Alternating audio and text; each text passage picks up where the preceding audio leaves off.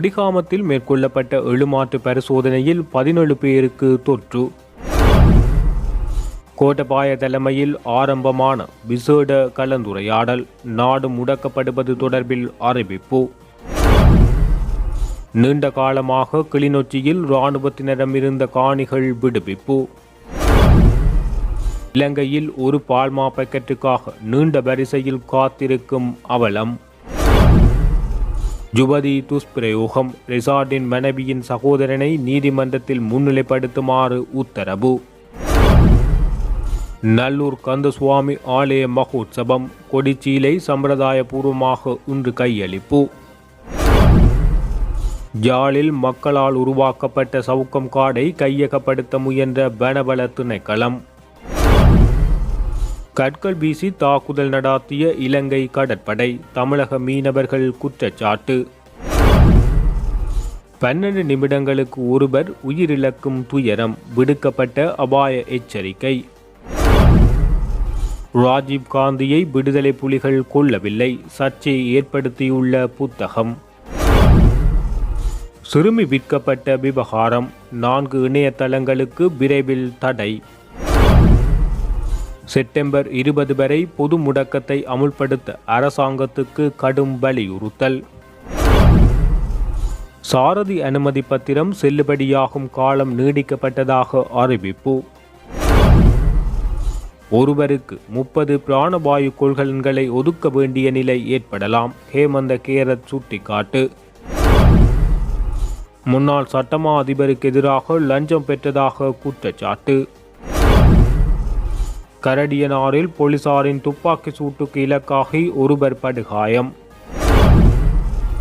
அரசு நல்லெண்ண சமிக்கையை வெளிப்படுத்தினாலே பேச்சுவார்த்தை, டெலோ தெரிவிப்பு.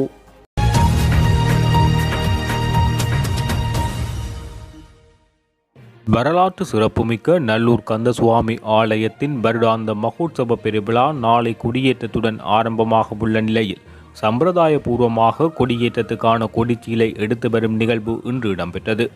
செங்குந்தர் பரம்பரையினால் நல்லூர் ஆலய கொடியேற்றத்துக்கான கொடிச்சீலை சம்பிரதாயபூர்வமாக ஆலயத்தில் ஒப்படைக்கப்படுவது பாரம்பரிய வழக்கமாகும். நல்லூரில் உள்ள செங்குந்த மரபினர் வருடாபரிடம் கொடியேற்றத்துக்கான கொடிச்சீலையை வழங்கி வருகின்றார்கள். அதன்படி யாழ் சட்டநாத சிவன் ஆலயத்துக்கு அருகில் உள்ள வேல்மடம் முருகன் ஆலயத்தில் காலை 9 மணிக்கு நடைபெற்ற விஜேட பூஜை வழிபாடுகளை தொடர்ந்து அங்கிருந்து கொடிச்சீலை மாட்டு வண்டியில் பருத்தித்துறை வீதி ஊடாக எடுத்து செல்லப்பட்டு காலை 10 மணியளவில் நல்லூர் கந்தசுவாமி ஆலயத்தினை வந்தடைந்தது. அங்கு ஆலயத்தின் வெளிவீதி உலாச் சென்று சுப நேரத்தில் பூஜைகள் இடம்பெற்று கொடிச்சீலை நல்லூர் ஆலய பிரதம குருக்களிடம் கையளிக்கப்பட்டது.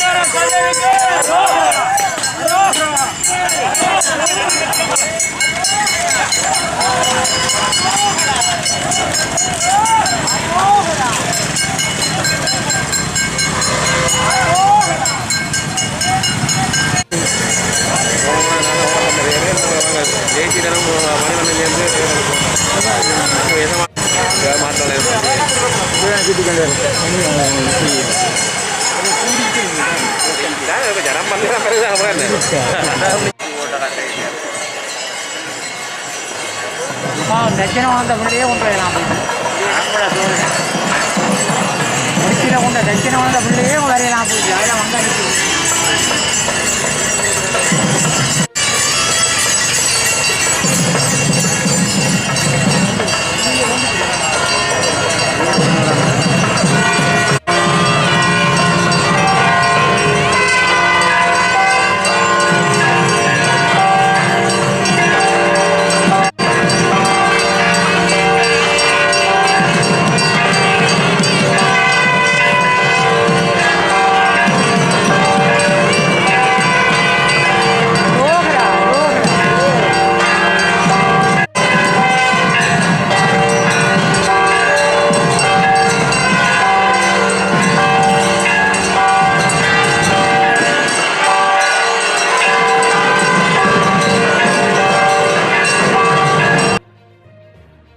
அத்துடன் நல்லூர் வரவேற்பு வளைவில் கொடிகட்டும் நிகழ்வும் இன்று இடம்பெற்றது.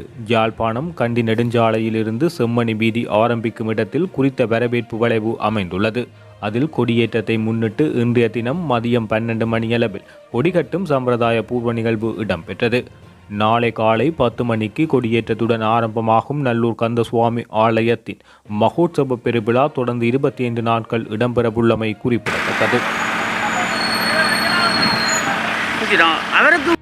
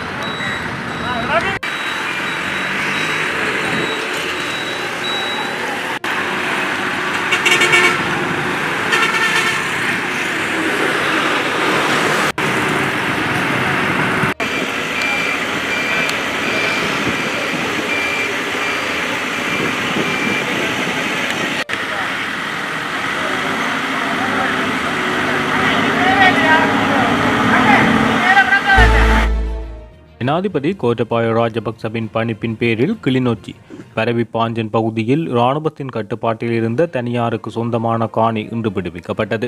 குறித்த நிகழ்வு இன்று காலை விடுவிக்கப்பட்ட காணியில் இடம்பெற்றது. கடந்த 2010ஆம் ஆண்டு முதல் படையினர் வசம் இருந்த காணிகள் படிப்படியாக விடுவிக்கப்படும் நிலையில் குறித்த காணி தொடர்ந்தும் படையினர் தம்பசம் வைத்திருந்தனர். இந்த நிலையில் காணி உரிமையாளர் அதிகாரிகள் மற்றும் கிளிநொச்சி இராணுவ தலைமையக கட்டளை அதிகாரி மேஜர் ஜெனரல் கரேந்திர ரணசிங்கவிடம் விடுத்த கோரிக்கைக்கு அமைவாக இன்றைய தினம் விடுவிக்கப்பட்டதாக இராணுவத்தினர் தெரிவித்துள்ளனர். இதன்போது 57வது படைப்பிரிவின் கட்டளை அதிகாரி மேஜர் ஜெனரல் ஜேவத்தவினால் குறித்த காணி கரைச்சி பிரதேச செயலாளர் பாலசுந்தரம் ஜேகரனிடம் கையளிக்கப்பட்டது. இதனை அடுத்து காணி உரிமையாளரின் ஆவணங்கள் பரிசீலிக்கப்பட்டதன் பின்னர் காணியை உரிமையாளரிடம் கையளிக்க நடவடிக்கை எடுக்கப்படும் என கரைச்சி பிரதேச செயலாளர் பாலசுந்தரம் ஜேகரன் தெரிவித்துள்ளார். மேலும் இந்த நிகழ்வில் 57வது படைப்பிரிவின் கட்டளை அதிகாரி மேஜர் ஜெனரல் GRRP ஜெயவர்தன, கரைச்சி பிரதேச செயலாளர் பாலசுந்தரம் ஜேகரன், கிராம சேவையாளர், காணி உரிமையாளர் என பலரும் கலந்து கொண்டனர். நாட்டில் பால்மாவுக்கு தட்டுப்பாடு ஏற்பட்டுள்ளதாக தெரிவிக்கப்படும் நிலையில் பால்மா பாக்கெட்டுகளை கொள்வனவு செய்வதற்காக நுவரேலியா மாவட்ட செயலகத்துக்கு முன்பாக இன்று காலை நீண்ட வரிசையில் பொதுமக்கள் காத்திருந்தனர். நுவரேலியா மாவட்ட செயலகத்தில் அமைந்துள்ள விற்பனை நிலையம் ஒன்றிலிருந்து பால்மா பாக்கெட் ஒன்றை பெறுவதற்காக நீண்ட வரிசையில் பொதுமக்கள் காத்திருந்தனர். சந்தைகளில் வேறு வகையான பால்மா கிடைக்காததால் மாவட்ட செயலகத்தில் அமைந்துள்ள விற்பனை நிலையத்தில் வாரத்துக்கு ஒரு முறை வழங்கப்படும் குறித்த பால்மா பாக்கெட்டை கொள்வனவு செய்வதற்காக தாங்கள் காலையில் இருந்து நீண்ட வரிசையில் காத்திருப்பதாக கவலை வெளியிட்டுள்ளனர். பால்மா கொள்வனவு செய்ய வரும் மக்களை கட்டுப்படுத்துவதற்காக போலீஸ் அதிகாரிகள் பணியில் ஈடுபடுத்தப்பட்டுள்ளனர். இதேவேளை அம்பேவெல்ல பாட்பண்ணி தொழிற்சாலையில் அமைந்துள்ள விற்பனை நிலையம் தற்போது மூடப்பட்டுள்ளமையினால் இந்த நிலைமை ஏற்பட்டுள்ளது என தெரிவிக்கப்படுகின்றது. பாராளுமன்ற உறுப்பினர் ரிசாட் பதியுதீனின் மனைவியின் சகோதரரான முகமது சியாப்தின் இஸ்மத்தை நீதிமன்றத்தில் முன்னிலைப்படுத்துமாறு உத்தரவு வழங்கப்பட்டுள்ளது. அதற்கமைய அவரை எதிர்வரும் 16ஆம் திகதி நீதிமன்றத்தில் முன்னிலைப்படுத்துமாறு கொழும்பு மேலதிக நீதவான் ரஜிந்திர ஜெயசூரிய சிறைச்சாலைகள் திணைக்களத்துக்கு உத்தரவிட்டுள்ளார். ரிசாட் பதியுதீனின் கருபா தோட்டம் பகுதியில் உள்ள வீட்டில் பணிக்கு அமர்த்தப்பட்டிருந்த 16 வயதான சிறுமி கிசாலினி மரணித்தமை உள்ளிட்ட பல்வேறு குற்றச்சாட்டுகளின் கீழ் முகமது சியாப்தின் இஸ்மத் 4வது சந்தேக நபராக பெயரிடப்பட்டுள்ளார். இந்த வழக்கு தொடர்பில் கருபா தோட்டம் போலீசார் நீதிமன்றத்தில் விளக்கம் அளித்திருந்தனர். இதன்போது 2016ஆம் ஆண்டு பாராளுமன்ற உறுப்பினர் ரிசாட் பதியுதீன் வீட்டில் பணியாற்றியிருந்த யுவதி ஒருவர் சந்தேக நபரினால் இருவேறு சந்தர்ப்பங்களில் துஷ்பிரயோகத்துக்கு உட்படுத்தப்பட்டுள்ளதாக போலீசார் நீதிமன்றத்தில் தெரிவித்துள்ளனர். நுவரேலியாவுக்கு சுற்றுலா சென்றிருந்த சந்தர்ப்பத்தில் அங்குள்ள விருந்தகத்தில் வைத்து சிறுமியை துஷ்பிரயோகம் செய்ததாகவும் பின்னர் கருபா தோட்டம் பகுதியில் உள்ள வீட்டில் வைத்து 2வது முறையாகவும் துஷ்பிரயோகத்துக்கு உட்படுத்தியுள்ளதாகவும் விசாரணைகளில் தெரிய வந்துள்ளதாக போலீசார் நீதிமன்றத்தில் தெரிவித்துள்ளனர். சம்பவம் தொடர்பாக வீட்டின் உரிமையாளரிடம் கூறிய போதிலும் அது தொடர்பாக அவர் எந்தவித நடவடிக்கையும் எடுக்கவில்லை என பாதிக்கப்பட்ட யுவதி வழங்கிய முறைப்பாட்டில் உள்ளதாக போலீசார் தெரிவித்துள்ளனர். எவ்வாறாயினும் குறித்த யுவதியிடம் மீண்டும் வாக்குமூலம் பெறுவதற்காக விசாரணைகள் ஆரம்பிக்கப்பட்டுள்ளதாக கருவாத்தோட்ட போலீசார் நீதிமன்றத்தில் தெரிவித்துள்ளனர். லாப் சமையல் எரிவாயு சிலிண்டரின் விலை 363 ரூபாயினால் அதிகரிக்கப்பட்டுள்ளது. அதன்படி 12.5 கிலோகிராம் சிலிண்டரின் கொழும்பு விலை 1856 ரூபாவாக அதிகரித்துள்ளது. அத்துடன் 5 கிலோகிராம் சிலிண்டரின் விலை 743 ரூபாயாக அதிகரித்துள்ளது என தெரிவிக்கப்பட்டுள்ளது. ஒவ்வொரு மாவட்டத்துக்கும் அதன் விலை வேறுபடும் என தெரிவிக்கப்பட்டுள்ளமை குறிப்பிடத்தக்கது. யாழ்ப்பாணம் மணல்காடு சவுக்குமர காட்டினை இலங்கை வனவள திணைக்களம் தமது ஆளுகைக்குட்படுத்தி எல்லை கற்களை நடுவதற்கு முயற்சித்த சம்பவம் ஒன்று பதிவாகியுள்ளது. எனினும் மக்களின் எதிர்ப்பை தொடர்ந்து வனவள திணைக்கள அதிகாரிகள் அங்கிருந்து சென்றுள்ளனர். சவுக்கம் காடு 1963 ஆண்டுக்கு பின்னர் 1980 மற்றும் 1993 ஆண்டு காலப்பகுதியில் முன்னாள் பாராளுமன்ற உறுப்பினர் துரைரட்னம் மற்றும் மக்கள் அமைப்புகளால் நாட்டி வளர்க்கப்பட்டது. குறித்த சவுக்கம் காட்டு பகுதியில் பொழுதுபோக்கு மையம் 2016 ஆண்டு அமைக்கப்பட்டுள்ளதுடன் அதற்காக 7 ஏக்கர் வேலி அமைக்கப்பட்டுள்ளது. குறித்த சவுக்கம் காட்டு பூங்கா தற்போது மணல்காட்டு கிராம அபிவிருத்தி சங்கத்தின் பராமரிப்பில் உள்ளதுடன் 2014 ஆண்டு மாவட்ட செயலர் வேதநாயகத்தினால் அனைத்து கிராம அபிவிருத்தி அமைப்புகள் முன்னிலையில் சமூக காடாக அறிவிக்கப்பட்டது. இந்த நிலையிலேயே நேற்றைய தினம் அங்கு சென்ற இலங்கை வனவள திணைக்கள அதிகாரிகள் தமது ஆளுகைக்குட்படுத்தி எல்லை கற்களை நடுவதற்கு முயற்சித்துள்ளனர். 2 வனவள திணைக்கள அதிகாரிகளும் அவர்களுக்கு பாதுகாப்பாக விசேட அதிரடிப்படையினரும் குறித்த மணல்காடு சவுக்குமர காட்டு பகுதிக்கு சென்றிருந்த வேளையில் மக்கள் எதிர்ப்பு வெளியிட்டதை தொடர்ந்து திரும்பிச் சென்றுள்ளனர். குறித்த காடு தம்மால் நாட்டி வளர்க்கப்பட்டது என்றும் இதனை வனவள திணைக்களத்துக்கு தர முடியாது எனவும் மக்கள் எதிர்ப்பு வெளியிட்ட நிலையில் அதிகாரிகள் குறித்த இடத்திலிருந்து சென்றுள்ளமை குறிப்பிடத்தக்கது. அச்சுறுத்தி வரும் கொரோனா தொற்றை அடுத்து நாட்டை முடக்குமாறு சுகாதார தரப்பு அரசு தலைமையிடம் வலியுறுத்தலை தொடர்ச்சியாக விடுத்து வருகின்ற நிலையில் அரசாங்கம் பொது முடக்கத்துக்கு சாத்தியமில்லை என தெரிவித்து வருகின்றது. இந்த நிலையில் சுகாதார அமைச்சர் பவித்ரா வன்னியாராட்சி மற்றும் சுகாதார நிபுணர்கள் உட்பட பலரும் கலந்து கொண்டுள்ள விசேட சந்திப்பொன்று ஜனாதிபதி செயலகத்தில் தற்போது இடம்பெற்று வருகின்றது. ஜனாதிபதி கோட்டபாய ராஜபக்ச தலைமையில் இடம்பெற்று வரும் இந்த சந்திப்பில் நாட்டின் நிலைமை பற்றி முக்கிய தீர்மானங்கள் எடுக்கப்பட உள்ளதாக தகவல்கள் வெளியாகியுள்ளது. இலங்கை கடற்படையினர் தம் மீது கற்களை வீசி தாக்குதல் நடாத்தியதாக தமிழக மீனவர்கள் குற்றம் சாட்டியுள்ளனர். அத்துடன் மீன்பிடி வலைகளை வெட்டி சேதப்படுத்தி அங்கிருந்து தம்மை இலங்கை கடற்படையினர் விரட்டி அடித்ததாக ராமேஸ்வரம் மீனவர்கள் தெரிவித்துள்ளனர். தமிழ்நாட்டின் ராமநாதபுரம் மாவட்டம் ராமேஸ்வரம் கடலோர பகுதியிலிருந்து நேற்று காலை 200க்கும் மேற்பட்ட விசைப்படகுகளில் 1000க்கும் மேற்பட்ட மீனவர்கள் கடலுக்கு மீன்பிடிக்க சென்றுள்ளனர். இதனை அடுத்து கச்சத்தீவு கடல் பகுதியில் மீன்பிடித்துக் கொண்டிருந்த போது அங்கு 20க்கும் மேற்பட்ட பிளாஸ்டிக் படகில் ரோந்து பணியில் ஈடுபட்டிருந்த இலங்கை கடற்படையினர் குறித்த பகுதியில் மீன்பிடிக்க கூடாது என எச்சரிக்கை விடுத்துள்ளனர். இந்த எச்சரிக்கையினை அடுத்து மீன்பிடி வலைகளை சேகரித்துக் கொண்டு அங்கிருந்து பயணமாக முற்பட்ட தம் மீது இலங்கை கடற்படையினர் திடீரென கற்களை வீசி தாக்குதல் நடாத்தியதாக ராமேஸ்வரம் மீனவர்களை மேற்கோள் காட்டி இந்திய ஊடகங்கள் செய்தி வெளியிட்டுள்ளது. உயிருக்கு பயந்த மீனவர்கள் அங்கிருந்து படகுகளை ராமேஸ்வரம் கடலோர பகுதி நோக்கி செலுத்தியதுடன் நள்ளிரவில் மீன்பிடித்துக் கொண்டு காலையில் கரை திரும்பியதாக அந்த செய்தியில் தெரிவிக்கப்படுகின்றது. இலங்கை கடற்படையின் இந்த நடவடிக்கையினால் 50க்கும் மேற்பட்ட படகுகளுக்கு தலா 20,000 ரூபாய் முதல் 1 லட்சம் ரூபாய் வரை மீன்பிடி வலைகள் மற்றும் சாதனங்கள் சேதமடைந்ததாகவும் மீனவர்கள் தெரிவித்துள்ளனர். இதனால் பல லட்சம் ரூபாய்க்கு தமக்கு நஷ்டம் ஏற்பட்டுள்ளதாகவும் பாதிக்கப்பட்ட மீனவர்கள் தெரிவித்துள்ளனர். இலங்கை கடற்படையின் தாக்குதலால் மீனவர்கள் அதிர்ச்சி அடைந்துள்ளதாகவும் ஏராளமான மீனவர்கள் முன்னதாகவே கரைக்கு திரும்பிவிட்டனர் எனவும் தெரிவிக்கப்படுகின்றது. இதனால் மண்டபம் கடற்கரையில் இன்று காலை மீன்வரத்து குறைவாக காணப்பட்டதாக தமிழ்நாட்டு தகவல்கள் தெரிவிக்கின்றது. நாட்டில் தற்போது அதிகரித்து செல்லும் கோவிட் பரவல் நிலை தொடர்ந்தால் எதிர்வரும் நாட்களில் ஒவ்வொரு 12 நிமிடங்களுக்கும் ஒரு உயிரிழப்பு ஏற்படும் என சுகாதார தரப்பு அபாய எச்சரிக்கை விடுத்துள்ளது. அத்துடன் இந்த நிலைமை தொடருமாக இருந்தால் ஒவ்வொரு மணி நேரத்துக்கும் 5 உயிரிழப்புகள் பதிவாகும் என எச்சரிக்கை விடுக்கப்பட்டுள்ளது. கோவிட் பரவல் காரணமாக கடந்த சில தினங்களாக நாளாந்தம் 100க்கும் அதிகமான மரணங்கள் பதிவாகி வருகின்றது. இதன்படி நேற்று முன்தினம் 124 கோவிட் உயிரிழப்புகள் பதிவானதாக சுகாதார அமைச்சு உறுதிப்படுத்தியது. இவ்வாறான சூழ்நிலையில் எதிர்வரும் நாட்களில் கோவிட் தொற்றினால் உயிரிழப்போரின் எண்ணிக்கை மேலும் அதிகரிக்கக்கூடும் என எச்சரிக்கை விடுக்கப்பட்டுள்ளது.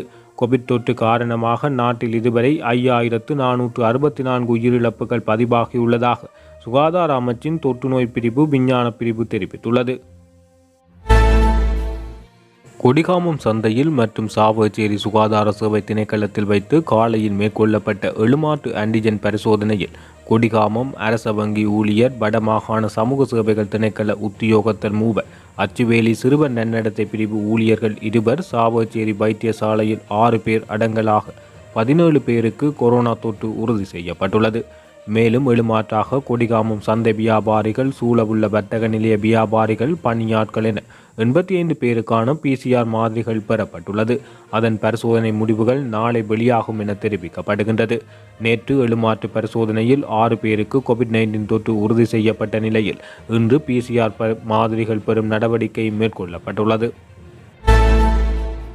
தமிழ் தேசிய கூட்டமைப்புக்கும் அரசாங்கத்துக்கும் இடையில் பேச்சுவார்த்தை இடம்பெற வேண்டுமாக இருந்தால் நிபந்தனை அடிப்படையில் ஒரு நல்லெண்ண முயற்சியாக அமைய வேண்டும் என தமிழ் தேசிய கூட்டமைப்பின் வன்னி மாவட்ட பாராளுமன்ற உறுப்பினர் செல்வம் அடைக்கலநாதன் தெரிவித்துள்ளார்.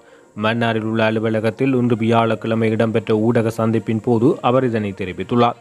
அரசாங்கத்துக்கும் தமிழ் தேசிய கூட்டமைப்புக்கும் இடையில் பேச்சுவார்த்தை இடம்பெறவுள்ளதாக அண்மை காலமாக செய்திகள் வெளிவந்த வண்ணம் உள்ளது.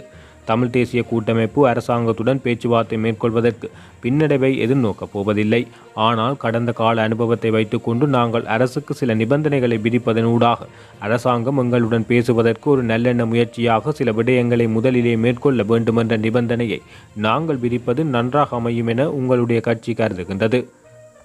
அந்த வகையில் இன்று ஐநா தீர்மானங்கள், குறிப்பாக வடக்கு கிழக்கில் இடம்பெறுகின்ற நில அபகரிப்பு, மக்களின் அன்றாட வாழ்க்கை மிக மோசமான நிலையில் காணப்படுகின்ற நிலையில் காணிகள் சொந்தமான நிலையில் இல்லை எனவும் ஒவ்வொரு திணைக்களத்தினூடாகவும் எமது நிலங்கள் பறிப்பதற்கான முயற்சிகள் மேற்கொள்ள நினைக்கும் அரசாங்கம் முதன்முறையாக தமிழ் தேசிய கூட்டமைப்பை பேச்சுவார்த்தைக்கு அழைக்கின்ற போது நல்லெண்ண முயற்சிக்காக சில விடயங்களை செய்ய வேண்டுமென்ற எதிர்பார்ப்பு காணப்படுகின்றது.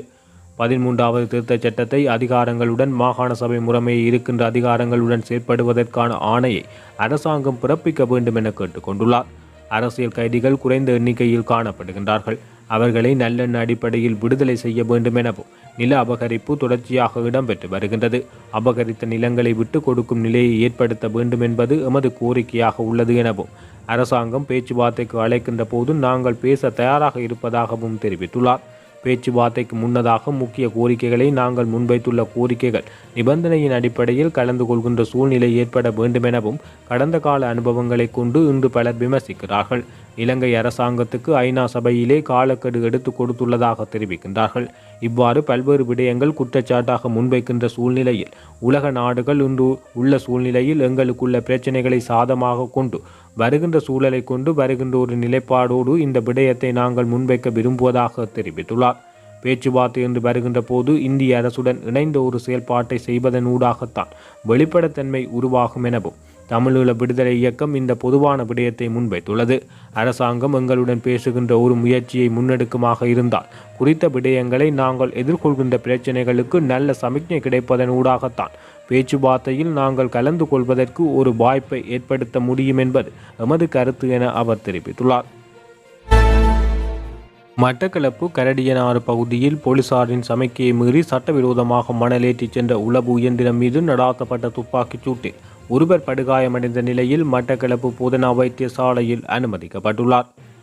கரடியனாறு பங்குடா வெளிச்சந்தியில் இன்று அதிகாலை 3 மணியளவில் சட்டவிரோத மணல் அகழ்வு உளவு இயந்திரத்தில் எடுத்து செல்லப்பட்ட போது போலீசார் குறித்த உளவு இயந்திரத்தை நிறுத்த முயற்சித்த போதும் உளவு இயந்திரம் போலீசாரின் சமிக்கையை மீறி சென்ற நிலையில் போலீசார் அதனை துரத்தி சென்ற நிலையில் உளவு இயந்திரம் மீது துப்பாக்கி பிரயோகம் மேற்கொண்டதை அடுத்து அதில் பயணித்த ஒருவர் படுகாயமடைந்துள்ளார். செங்கலடி பிரதேசத்தைச் சேர்ந்த 27 வயதுடைய துசாந்தன் என்பவரே இவ்வாறு படுகாயமடைந்த நிலையில் மட்டக்களப்பு போதனா வைத்தியசாலையில் அனுமதிக்கப்பட்டுள்ளதாக போலீசார் தெரிவித்துள்ளனர். இது தொடர்பான மேலதிக விசாரணைகளை கரடியனாறு போலீசார் மேற்கொண்டு வருகின்றமை குறிப்பிடத்தக்கது. 11 பேரை கடத்தி காணாமல் ஆக்கியமை தொடர்பில் முன்னாள் கடற்படை தலைவரை விடுவிக்க சட்டமா அதிபர் கப்பம் பெற்றுள்ளதாக மனித உரிமை குழு ஒன்று குற்றம் சாட்டியுள்ளது. சட்டமா அதிபருக்கு கிடைத்த ஏதோ சலுகை அல்லது லாபத்தின் அடிப்படையில் வழக்கு விசாரணை நிறைவடைவதற்கு முன்னதாகவே முன்னாள் கடற்படை தளபதி வசந்த கருணாகொட மீதான குற்றப்பத்திரிகையை திடீரென மீள பெற்றுக் கொள்ளப்பட்டுள்ளதாக இளஞ்ச ஊழல் ஆணைக்குழுவில் முறைப்பாடு செய்த பின்னர் காணாமல் போனோர் குடும்ப ஒன்றியத்தின் தலைவர் பிரிட்டோ பெர்னாண்டோ தெரிவித்துள்ளார். 2008 தொடக்கம் 2009 காலப்பகுதியில் மாணவர்கள் உள்ளிட்ட 11 பேர் கொழும்பு மற்றும் அதனை அண்மித்த பிரதேசங்களில் கடத்தப்பட்டு காணாமல் போனமை தொடர்பாக முன்னாள் கடற்படை தளபதி பசந்த கர்ணகொட உள்ளிட்ட 14 பேர் மீது குற்றம் சாட்டப்பட்டுள்ளது. இந்த வழக்கு கடந்த 4ஆம் திகதி உயர் நீதிமன்றத்தின் 3 நீதிபதிகள் அமர்வு முன்னிலையில் விசாரணைக்கு எடுத்துக் கொள்ளப்பட்ட போது குற்றம் சாட்டப்பட்ட முன்னாள் கடற்படை தளபதிக்கு எதிராக தாக்கல் செய்யப்பட்ட குற்றப்பத்திரிகையை தொடர முடியாது என சட்டமா அதிபர் அறிவித்திருந்தார். சட்டமா அதிபர் நாயகமும் அரசு சட்டத்தரணியும் ஏதோ ஒரு அரசியல் அதிகாரத்தின் தவறான நடத்தை அல்லது சலுகைக்காக பிரதிவாதியான கர்ணாகொடவின் குற்றச்சாட்டுக்களை அகற்ற சட்டவிரோதமாக முயற்சித்துள்ளதாக காணாமல் போனவர்களின் குடும்பம் குற்றம் சாட்டியுள்ளது. லஞ்சம் அல்லது ஊழல் விசாரணை சட்டத்தின் கீழ் இது ஒரு குற்றவியல் குற்றம் என சுட்டிக்காட்டிய காணாமல் போனவர்களின் குடும்பங்கள் இது தொடர்பில் உடனடியாக விசாரணை செய்து 13 வருடங்களாக தங்கள் அன்புக்குரியவர்களுக்காக நீதி கேட்டு போராடும் பெற்றோருக்கு நியாயத்தை பெற்றுக் கொடுக்குமாறு கோரிக்கை விடுத்துள்ளனர். கடத்தப்பட்ட மற்றும் காணாமல் போன 11 பேரின் பெற்றோர் மற்றும் உறவினர்கள் கடந்த 5ஆம் திகதி சட்டமா அதிபர் சஞ்சய் ராயரத்னத்துக்கு கடிதம் ஒன்றை அனுப்பியிருந்தமை குறிப்பிடத்தக்கது. கல்கிசை பிரதேசத்தில் 16 வயது சிறுமியொருவர் இணையத்தினூடாக விற்பனை செய்யப்பட்ட சம்பவம் தொடர்பில் சிறுவர் மற்றும் மகளிர் பாதுகாப்பு காரியாலயத்தால் தொடர்ந்தும் விசாரணைகள் மேற்கொள்ளப்பட்டு வருவதாக போலீஸ் ஊடக பேச்சாளர் தெரிவித்துள்ளார். இந்த விடயம் தொடர்பில் அவர் தெரிவிக்கையில் இது தொடர்பில் இதுவரை 45 பேர் கைது செய்யப்பட்டுள்ளதாகவும் அதேபோல் மேலதிக விசாரணைகளில் இந்த சிறுமி இலங்கையில் பதிவு செய்யப்பட்டுள்ள 4 இணையதளங்களில் விற்பனை செய்யப்பட்டுள்ளமை தெரிய வந்துள்ளது. இது தொடர்பில் சிறுவர் மற்றும் மகளிர் பாதுகாப்பு காரியாலயத்தினால் கொழும்பு நீதவான் நீதிமன்றத்துக்கு அறிவிக்கப்பட்ட பின் குறித்த இணையதளங்களை தடை செய்ய தேசிய தொலைத்தொடர்பு ஒழுங்குபடுத்தல் ஆணைக்குழுவுக்கு உத்தரவு வழங்கப்பட்டுள்ளது. இந்த இணையதளங்களை நடாத்தி செல்லுதல், இந்த இணையதளங்களுக்குள் பிரவேசித்தல், இந்த இணையதளங்களுக்குள் தகவலை பதிவேற்றுதல் உட்பட்ட விடயங்கள் குற்றச் செயல்களாகும் எனவும் இது தொடர்பில் சிறுவர் மகளிர் பாதுகாப்பு காரியாலயத்தால் தொடர்ந்தும் விசாரணைகள் மேற்கொள்ளப்பட்டு வருகின்றது என தெரிவிக்கப்பட்டுள்ளது. எதிர்வரும் செப்டம்பர் மாதம் 20ஆம் திகதி வரை நாடளாவிய பொது முடக்கத்தை அமுல்படுத்துமாறு அரசாங்கத்திடம் கடுமையாக வலியுறுத்தப்பட்டுள்ளது. இன்றைய தினம் ஊடகவியலாளர் சந்திப்பில் வைத்து உரையாற்றும் போது பாராளுமன்ற உறுப்பினர் SM மரிக்கார் பொது முடக்கம் குறித்து அரசாங்கத்தை வலியுறுத்தியுள்ளார். நாட்டில் கோவிட் தொற்று பரவல் தீவிரமடைந்து வரும் நிலையில் அதனை கருத்தில் கொண்டு செப்டம்பர் 20ஆம் திகதி வரை நாடளாவிய பொது முடக்கத்தை அமுல்படுத்த வேண்டும் எனவும் நாட்டில் உள்ள அபாயகரமான சூழ்நிலை தொடர்பில் மருத்துவ நிபுணர்கள் தொடர்ந்து எச்சரிக்கின்ற போதிலும் ஏன் இந்த முடிவை எட்டவில்லை என கேள்வி எழுப்பியுள்ளார். அரசாங்கம் இன்னும் ஒரு முடிவை எட்டவில்லை என்றாலும் 5400 பேர் கோவிட்டுக்கு மரணமாகியுள்ளனர். சமூகம் அச்சத்தில் வாழ்கின்றது. மேலும் பொதுமக்கள் அச்சத்தில் வீட்டுக்குள் வாழ வேண்டிய கட்டாயத்தில் காணப்படுகின்றனர். நாட்டை முழுமையாக திறப்பதற்கு ஒரே வழி முழுமையான தடுப்பூசி மற்றும் நோய் எதிர்ப்பு சக்தியை அதிகரிப்பதே என சுட்டிக்காட்டியுள்ளார். சாரதி அனுமதி பத்திர காலாவதி திகதி இந்த வருடம் டிசம்பர் 31ஆம் திகதி வரை நீடிக்கப்பட்டுள்ளதாக அறிவிக்கப்பட்டுள்ளது. இந்த விடயத்தினை போக்குவரத்து இராஜாங்க அமைச்சர் திலும் அமுனுகம தெரிவித்துள்ளார். போக்குவரத்து அமைச்சில் இன்றைய தினம் இடம்பெற்ற ஊடக சந்திப்பில் வைத்து அவர் இதனை தெரிவித்துள்ளார். இதன்போது அவர் மேலும் தெரிவிக்கையில் கோவிட் தொற்று பரவல் காரணமாக மோட்டார் போக்குவரத்து திணைக்களத்தின் பெரஹெரா மற்றும் நரேகன்பட்டி அலுவலகங்களில் எதிர்வரும் திங்கட்கிழமை முதல் 7 நாட்களுக்கு மூடப்பட்டுள்ளதாகவும் சுட்டிக்காட்டியுள்ளார். நோயாளி ஒருவருக்கு ஒரு நாளில் வழங்கப்பட வேண்டிய பிராணவாயுவின் அளவு நோயாளி வேறுபடும் என பிரதி சுகாதார சேவை பணிப்பாளர் நாயகம் விசேட வைத்திய நிபுணர் ஹேமந்த ஹேரத் தெரிவித்துள்ளார். அதேபோல் பிராணவாயு பெற்றுக் கொடுக்கும் முறையும் அதற்குள்ள உள்ளடங்கும் என தெரிவிக்கப்பட்டுள்ளது.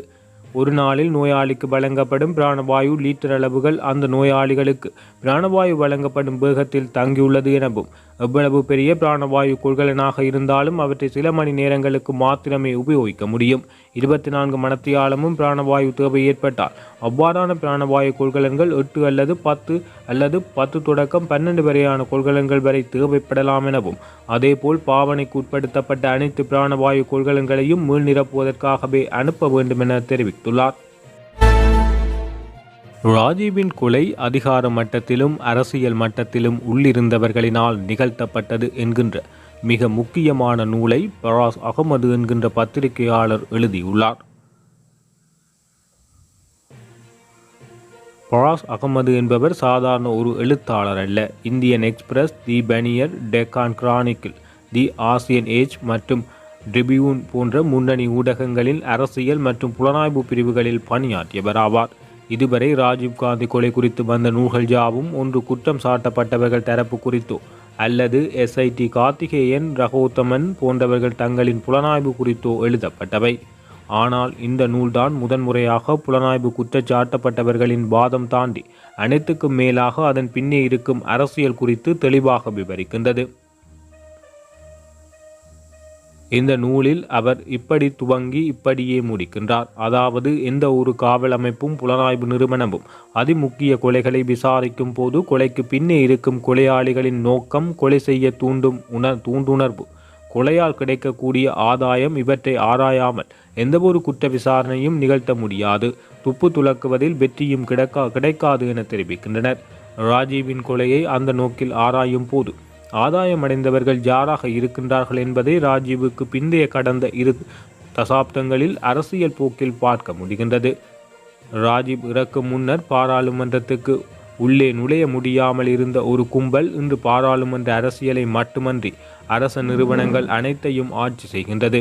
கொலையோடு நேரடியாக சம்பந்தப்பட்ட அல்லது ஜெயின் மற்றும் பர்மா கமிஷனால் சந்தேக நிழல் படிந்த நரசிம்மராவ் துவங்கி Chandrasamy, Subramanian Swamy, DN சேசன், Narayanan, market Alva, மரகதம் சந்திரசேகரர் உள்ளிட்ட தலைவர்களும் விசாரணையை திட்டமிட்டு குழப்பி திசை திருப்பிய அதிகாரிகள் எண்ணற்றோர் தங்கள் ப்ரொஃபஷனில் உச்சத்துக்கு செல்கின்றார்கள்.